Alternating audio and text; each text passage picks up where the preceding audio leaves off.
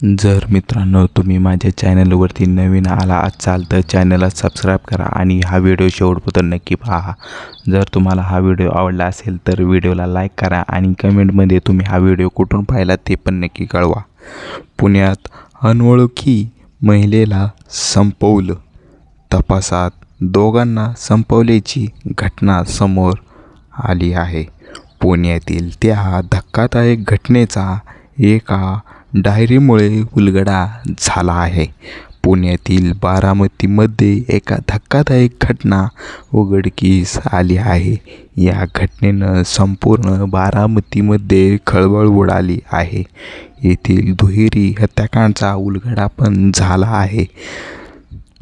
पुणे जिल्ह्यातील बारामती तालुका हा तसा शांत आणि चांगल्या मनातला मानला जातो. बारामती शहर हे तसे चांगलेच आहे, परंतु नुकत्याच उघडकीस आलेल्या एका घटनेनं केवळ बारामतीच नव्हे तर संपूर्ण महाराष्ट्र हादरला आहे. एका अज्ञात महिलेच्या मृतदेहापासून सुरू झालेला तपास शेवटी एका सराईत गुन्हेगाराच्या कृत्यापर्यंत पोहोचला. एकतर्फी प्रेम, टोकाचा संशय आणि कायद्याचा कोणताही धाक नसलेला गुन्हेगार, अशी या प्रकरणाची पार्श्वभूमी आहे. एका डायरीने या संपूर्ण प्रकरणाचा गुंता सोडवण्यास पोलिसांना कशी मदत केली याचा थरारक घटनाक्रम आपण सांगणार आहोत. दिनांक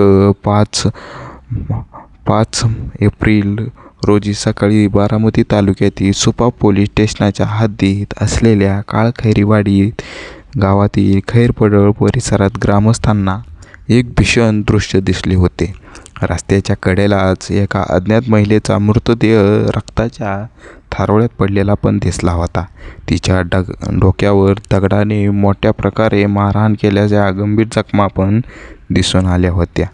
या घटनेची माहिती मिळताच सुपा पोलिसांनी तातडीने घटनास्थळी धाव घेतली होती.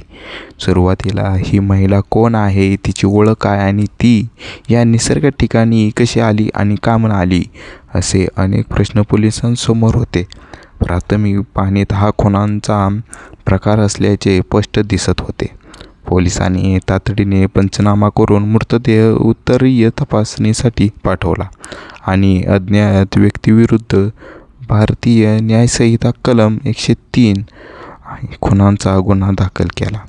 पुणे ग्रामीणचे पोलीस अधीक्षक संदीप सिंह गिल यांनी या प्रकरणाचे गांभीर्य ओळखून स्थानिक गुन्हे शाखा आणि सुपा पोलीस स्टेशनच्या अधिकाऱ्यांना तपासाचे आदेश दिले. तपासासाठी 2 प्रमुख पथके तयार करण्यात आली. पोलिसांनी पहिले आव्हान होते मृत महिलेची ओळख पटवणे. तपास पथकाने घटनांचा बारकाईने शोध घेतला असता त्यांना तिथे काही महत्त्वाचे धागेदोरे मिळाले. त्या सर्वात महत्त्वाचा पुरावा ठरली ती म्हणजे एक डायरी. या डायरीमध्ये काही नावे आणि मोबाईल क्रमांक दिलेले होते. पोलिसांनी तातडीने त्या क्रमांकाचे तांत्रिक विश्लेषण सुरू केले. त्याचवेळी परिसरातील CCTV फुटेज तपासण्यात आले. CCTVमध्ये एक संशयित मजूर त्या महिलेसोबत फिरताना दिसून आला. डायरीतील नोंदी आणि CCTVतील वर्णनांवरून पोलिसांनी एक मजुरावर लक्ष केंद्रित केले. तांत्रिक तपासावरून पोलिसांना समजले की संशयित इसम खेड परिसरात लपून बसला आहे. पोलिसांनी सापळा रचून जेतू चिंदू बोरकर, वय 43, राहणार कोयडे खुर्द, तालुका खेड, याला ताब्यात घेतले. सुरुवातीला त्याने पोलिसांना गुंगारा देण्याचा प्रयत्न केला, पण जेव्हा पोलिसांनी त्याला पुराव्याच्या आधारे विचारणा केली तेव्हा त्याने आपला गुन्हा कबूल केला. मात्र त्याने केवळ महिलेचा खून केला नव्हता, तर त्यामागे खुनाची एक मोठी साखळी पण होती आणि अत्याचार पण केला होता. दिवस रात्रभर तपासात समोर आलेली माहिती अतिशय अंगावर शहारे आणणारी होती. जेतू बोरकरचे रंजना अरुण वाघमारे, वय 25, राहणार कर्जत, हिच्यावर एकतर्फी प्रेम होते. रंजना ही एक ठिकाणी कामाला होती आणि तिच्यावर सूरज अंकुश वाघ, वय 30, राहणार बदलापूर, हा तरुणही काम करत होता. रंजना आणि सूरजमध्ये मैत्री होती, जी जेतूला खडकत होती. संशयाने पछाडलेल्या जेतूने प्रथम रंजनाच्या आयुष्यातून सूरजला संपवण्याचे ठरवले. दिनांक 17 जानेवारी रोजी जेतूने सूरजला पाठले आणि खेड तालुक्यातील कोयडे गावातील चौऱ्याचा डोंगर परिसरात नेले. तिथे त्याने अत्यंत निर्दयीपणे कोयत्याने वार करून सूरजचा खून केला होता आणि त्याचा मृतदेह हा तिथेच टाकून दिला. सूरजचा खून केल्यानंतर जेतूने रंजनाकडे आपला मोर्चा वळवला. सूरजचा काटा काढल्यानंतर जेतूने रंजनाला जबरदस्तीने स्वतःसोबत राहण्यास भाग पाडले. तो तिला घेऊन बारामती परिसरातील सुपा भागात आला.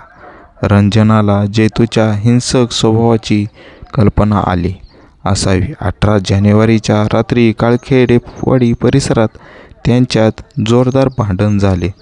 रंजनाने जेतूसोबत राहण्यास स्पष्ट शब्दात नकार दिला. एवढेच नाही तर तिने मी तुझ्या विरोधात पोलीस तक्रार करेन अशी त्यांना धमकी दिली. आधीच एकाचा खून करून आलेला जेतू या धमकीने कधीच बिदरला नाही. आपल्या कृत्याचा पर्दाफाश होईल या भीतीने आणि रागाच्या भरात त्याने जवळच असलेले एका मोठा दगड रंजनाच्या डोक्यात घातला. जागीच तिचा मृत्यू पण झाला. अशा प्रकारे केवळ 2 दिवसाच्या अंतरात त्याने एका प्रेमी जोडप्यासारखा मित्रांना ज्याच्यावर त्याचा संशय होता संपवून टाकले. जेतू बोरकर हा सामान्य गुन्हेगार नसून तो एक सिरियल किलर प्रवृत्तीचा सराईत गुन्हेगार असल्याचे तपासात उघड झाले.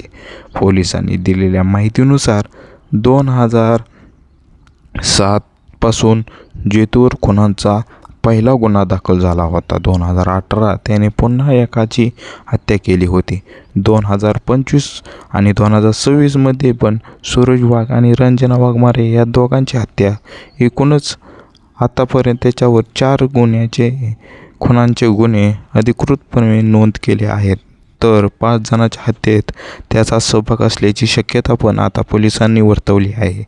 तो जमिनीवर बाहेर आल्यानंतर पुन्हा तशाच प्रकारे हिंसक कृत्य करत असल्याचे दिसून आले आहे. अत्यंत कमी वेळात आणि कोणत्याही ठोस ओळखीशिवाय या गुन्ह्याचा छटा लावणाऱ्या पोलीस पथकांचे सर्वत्र कौतुक होत आहे.